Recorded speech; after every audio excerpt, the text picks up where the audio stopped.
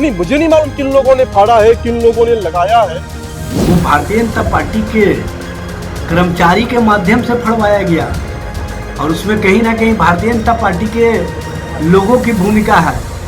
नीतीश कुमार दिल्ली जा चुके हैं, उनके पीछे पीछे सम्राट चौधरी भी दूसरे फ्लाइट से गए हैं, विजय सिन्हा भी गए हैं। नीतीश बाबू अब राज्यसभा के सांसद हो जाएंगे। बिहार के मुख्यमंत्री के पद से वो 14 अप्रैल को इस्तीफा दे सकते हैं। इसके पहले ही सम्राट चौधरी के नामों का जोर शोर से चर्चा बिहार में चल रहा है और किसी ने बीजेपी ऑफिस के बाहर सम्राट चौधरी का पोस्टर लगा दिया और उसने अनाउंस कर दिया कि बिहार के सीएम सम्राट चौधरी होंगे। अब क्या था, बीजेपी दफ्तर के बाहर में लगे पोस्टर को कुछ लोगों ने फाड़ दिया और अब बीजेपी कह रही है कि हमने नहीं फाड़ा, किसने फाड़ा हमको पता नहीं है, लेकिन हम आपको वीडियो दिखाना चाहते हैं। पहले आप ही देख लीजिए कि फाड़ा किसने। बदलने वाली है, लेकिन उस बीच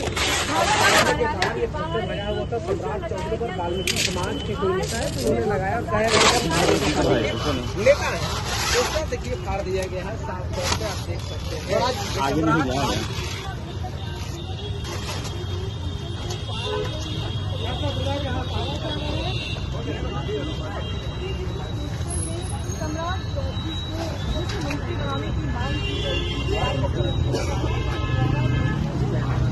आप वीडियो देख लिए कि कौन से लोग गार्ड दिख रहे हैं और फिर गार्ड जो है बीजेपी दफ्तर के बाहर जो है गार्ड के द्वारा ये पोस्टर को फाड़ा जा रहा है।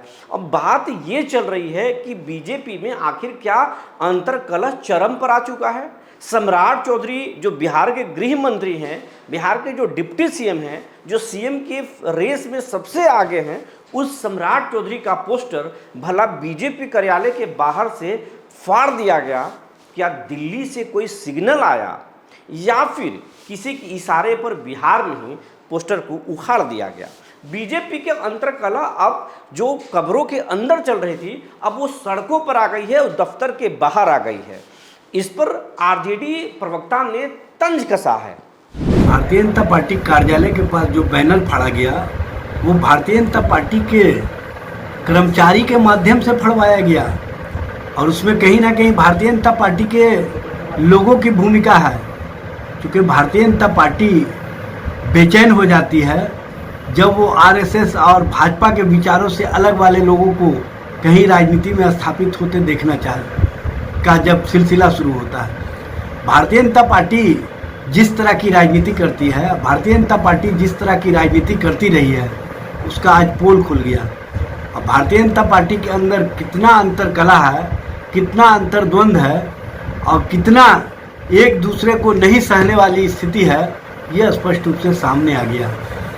भारतीय जनता पार्टी के नेता, बिहार के गृह मंत्री, बिहार के डिप्टी सीएम सम्राट चौधरी जी का पोस्टर भारतीय जनता पार्टी के कार्यालय के सामने फाड़ा जाना और वो भी भारतीय जनता पार्टी के कर्मचारी के माध्यम से, ये स्पष्ट रूप से संकेत है, स्पष्ट रूप से लोगों के बीच कहीं ना कहीं ये संदेश देने का काम किया भारतीय जनता पार्टी ने कि हमको पिछड़ा वर्ग का नेतृत्व नहीं चाहिए, हमको पिछड़ा वर्ग के नेतृत्व और नेतृत्व के साथ तालमेल नहीं बैठाना है। ये स्पष्ट संकेत भारतीय जनता पार्टी ने दिया है।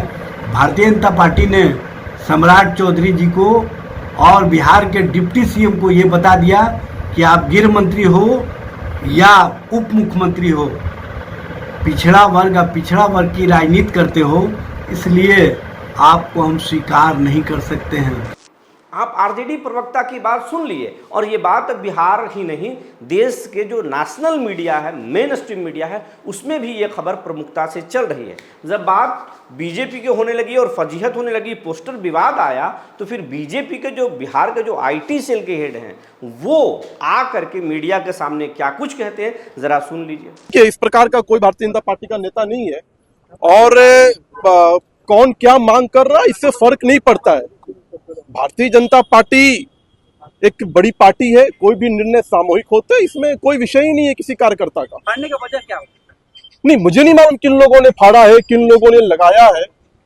इतनी बड़ी संख्या है, इतनी बड़ी जनता है, कौन क्या पोस्टर लगाता है, कौन क्या पोस्टर फाड़ रहा है, इसके बारे में मुझे कोई जानकारी नहीं है। पार्टी कार्रवाई करेगी? नहीं, किन लोगों ने लगाया है मुझे मालूम ही नहीं है। क्या उद्देश्य था लगाने का, क्या कंटेंट था उसमें, मुझे कुछ भी नहीं मालूम है। ऐसे पोस्टर से भारतीय जनता पार्टी का कोई लेना देना नहीं है। नहीं, किसकी क्या भावना है मुझे नहीं मालूम। कोई भी कार्यकर्ता अपनी भावना प्रकट कर सकता है, किस भावना से लगाया गया, किन लोगों ने लगाया, लेकिन एक बात स्पष्ट है कि भारतीय जनता पार्टी के द्वारा या भारतीय जनता पार्टी का कोई कार्यकर्ता इसमें इन्वॉल्व नहीं है। आप उनकी बात सुन लिए कि वो कह रहे हैं कि हमें पता नहीं कि कौन लोग बीजेपी के पोस्टर को, सम्राट चौधरी के पोस्टर को फाड़ दिए और इस पोस्टर को बीजेपी से कोई लेना देना नहीं है, ये वो बोल दिए। लेकिन आपको मैं बता रहा हूँ कि बिहार में सीएम फेस को लेकर जो चर्चाएं हैं, अलग अलग तरह की चर्चाएं हैं, वो अब उस पर जो है हर नेता, जिनकी चर्चा चल रही है, वो हर नेता जो है अपने समर्थकों को एक्टिव कर दिया है। हमारे नाम का सबसे ज़्यादा चर्चा करो, हमारे नाम का सबसे ज़्यादा चर्चा करो, और फिर सहमत का खेल चल रहा है।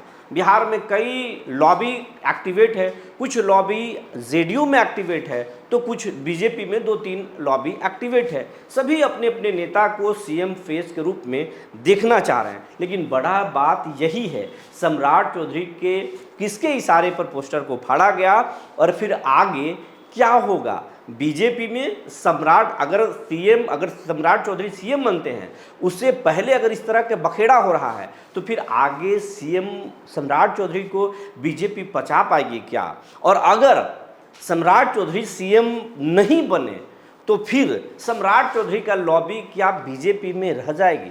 बिहार बीजेपी का जो अंतर्कलह है वो अब सड़कों पर आ गई है। लोग चर्चा कर रहे हैं बिहार के में जिस तरीके से नीतीश बाबू ने अपने पार्टी को, अपने गठबंधन को अनुशासन के साथ चलाया।